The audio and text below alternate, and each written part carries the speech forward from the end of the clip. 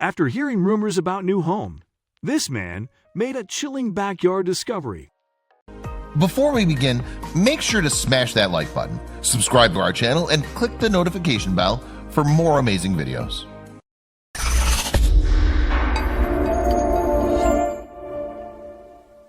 For anyone who started the process or purchasing property before, you know all about the ups and downs it can bring. From inspections to negotiations to finances, it can be a real heartstopper when you find a place that looks good on the outside, but has some hidden secrets on the inside. So when John Sims heard that there were rumors that there might be something secret hidden in the backyard of his new home, he instantly started to look into it. Little did he know that he would unravel a mystery that would jumpstart his heart back up. It was in the mid-2010s that Fire Chief John Sims was ready to buy some new property. As an Arizona native, he knew he wanted to purchase a place in his sweet hometown of Tucson, Arizona. Fortunately, he got some luck with a property hunt in 2015 and was able to find the place through a friend who guaranteed that the house had been upkept well by the previous owners. And while it seemed that there weren't any issues with the previous owners, there was in fact one little detail about the past of the property itself. Part of the disclosed information included the location of where this mystery lay hidden. Apparently, there wasn't something inside the house, but possibly something beneath the house that seemed to have some sort of significance. But if John Sims' friends hadn't dug up whatever it was that was underneath the ground, then how important could it have been? Then again, Tucson is in the midst of the beautiful arid desert of Arizona, so it seems like it could be anything at that point, right? So what and where exactly was this supposed mystery? Well, it turns out his friend found out that there was something beneath the ground, located somewhere in the backyard. Just because the previous owners weren't interested in discovering what their house had hidden though, didn't mean that Sims had to feel the same. He truly couldn't set this underlying curiosity aside once he became the new homeowner.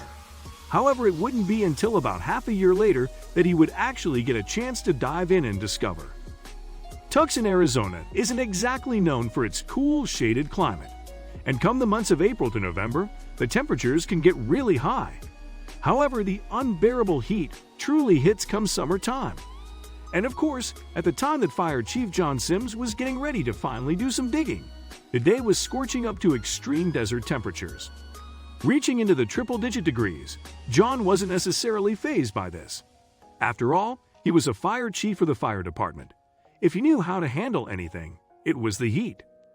Heat wasn't the only thing that Fire Chief John Sims knew how to handle.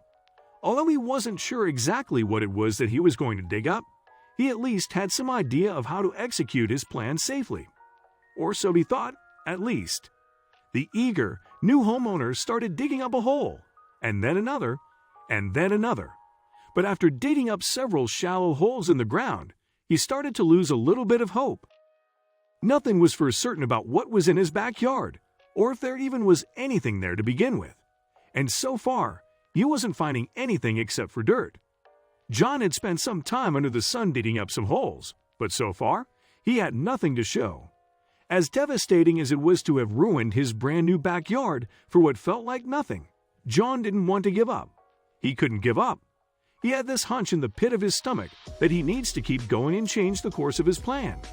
That's when it hit him.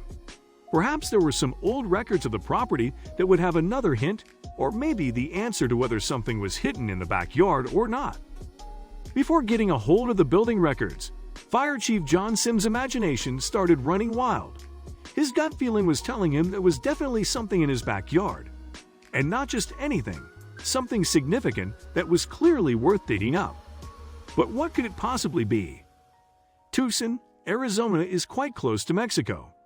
Could it have been some Native American or Aztec treasures? Or perhaps an extinct animal skeleton? Or maybe it was a historical time capsule dug up for future civilization to find. Whatever it was, Sims was in for a real surprise upon his further investigations. It was time to execute the logistics side of the action plan and get some formal proof of what was really going on under the Sims residence. Apparently, over half a century ago, a very special piece of history was built underground.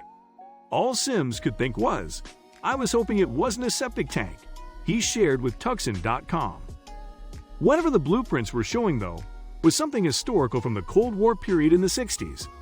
More specifically, something built by Whiteacre Pools in 1961. As soon as John got the building records, he was even more enthusiastic than he was before. There was at least some proof showing that something existed there at some point. John shared with Tucson.com, "The first thing I did is ask if my friend had a shovel." And while the blueprints had suggested that it actually might be a bunker shelter, Sims was nervous that it was actually a septic tank for sewage and waste. Yuck. And we can understand why he'd be nervous about that, considering the blueprints were from 54 years ago. Regardless, it was time for the next steps in John's plan. He was ready to dig whatever was down there up, right then and there. But even though John might have been a professional fire marshal, that's well-rounded when it comes to retrieval of people in fires. When it came to finding something underground, he had hit a bit of a rough patch there. It was becoming clear that this job required much more than just shoveling up, and that it was time to reach out for some additional help. It was time to call in the next round of professionals, a consultant who specialized in metal detectors and item retrieval. Fire Chief Sims got in contact with the consultant and had him test the waters around the backyard. According to the building records, they should have had some idea of where to look, but alas, no luck. Sims was on the verge of throwing in the towel, once again, when a bit of luck finally struck. The metal detector was finally going off, and they had pinpointed the place to start digging. With the help of the metal detector, John knew exactly where he could start digging.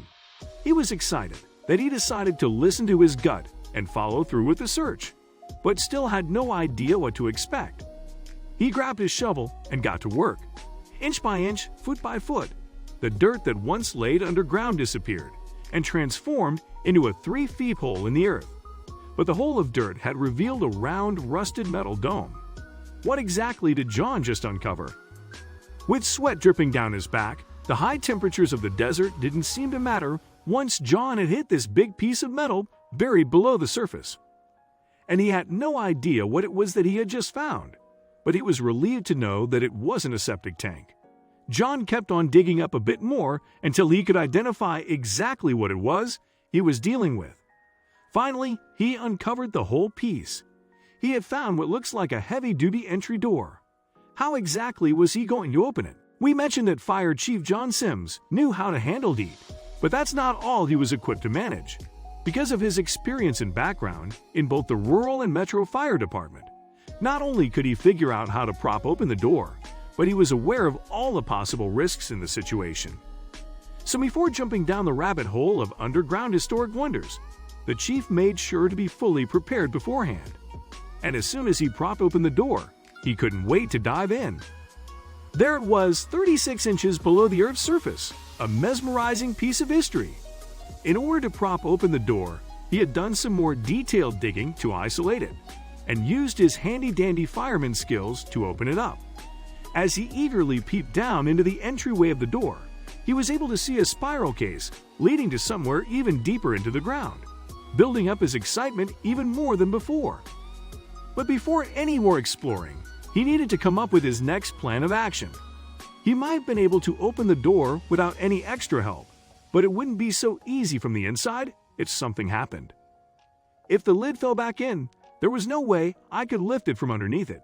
John explained to Tucson.org. He further explained, "I know too much about confined space, and I was alone at home." This meant it was crucial for him to have a team of professionals at his side just in case anything would happen. But that wasn't the only risk he needed to be prepared for. Making sure he has a safe entry and exit was important, but so was being able to breathe the trapped air. And as a professional, John knew exactly how to test the air for mold. How cool! Making sure John had a safe entry and exit for himself, along with a rescue team, was important. But who knew what was down there? There could be something hazardous, or perhaps some materials that were contaminated and now toxic. So inspecting that it was okay to breathe the trapped air down below was next on the safety precautions list.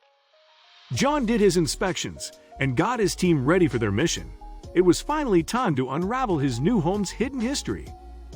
John gathered a group of his friends and briefed them on everything they needed to know.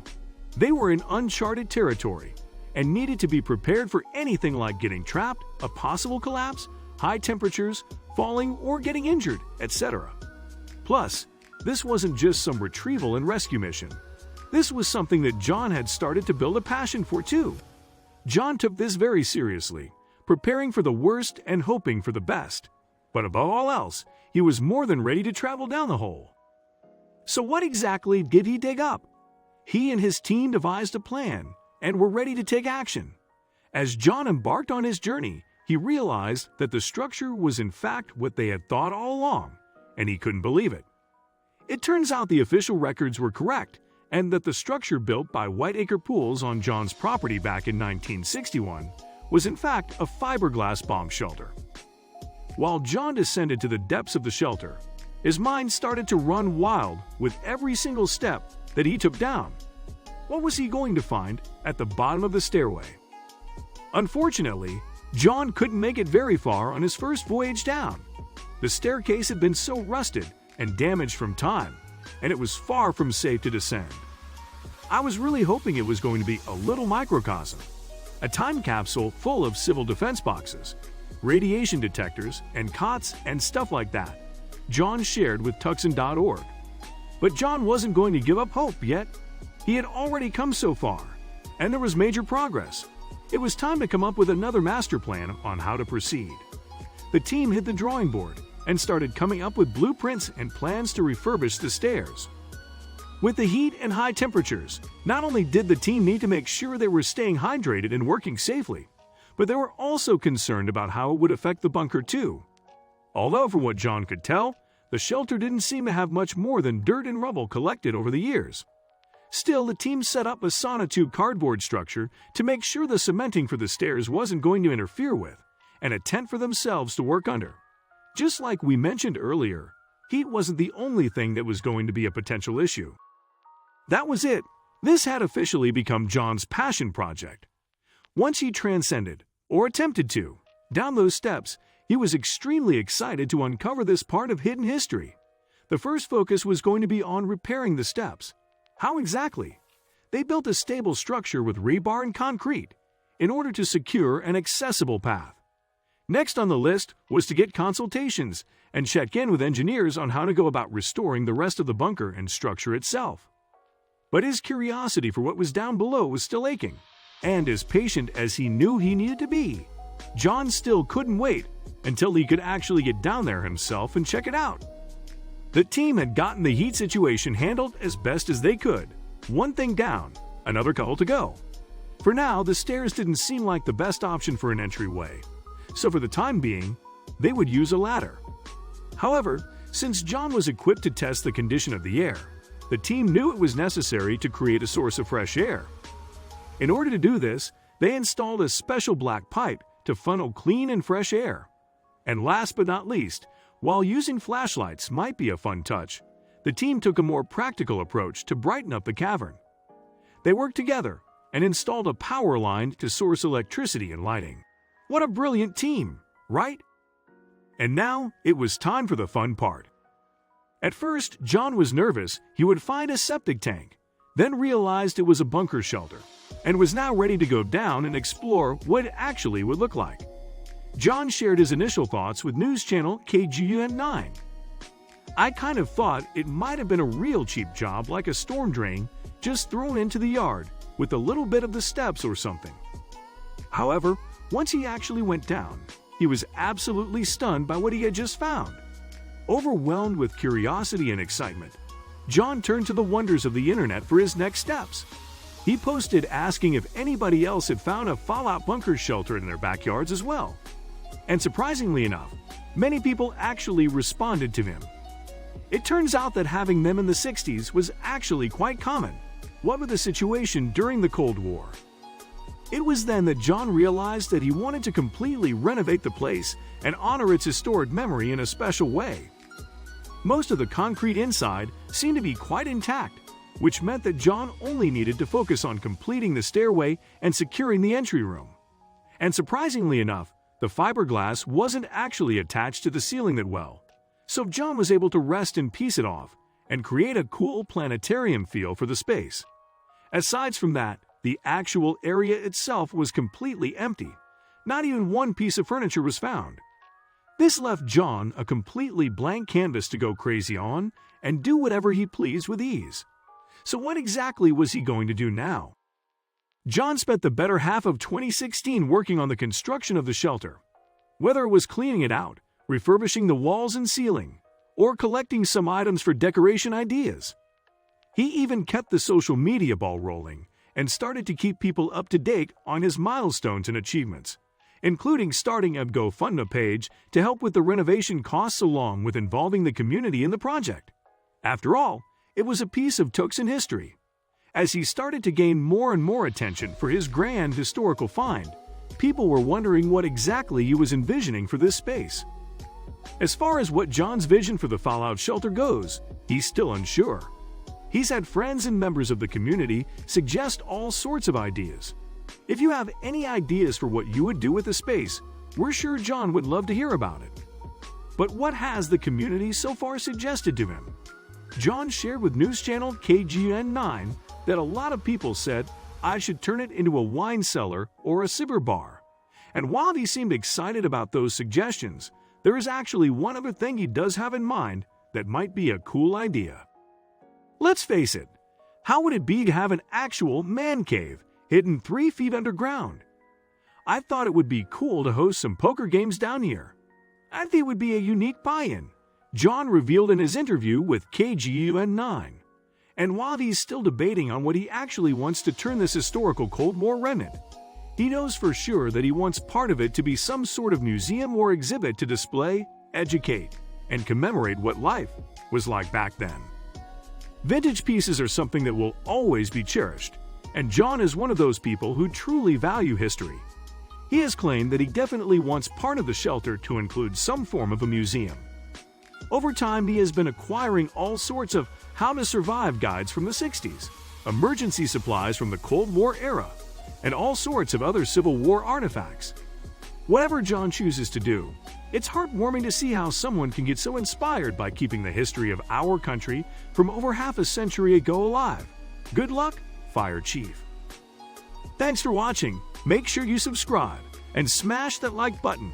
We really appreciate your continuous support.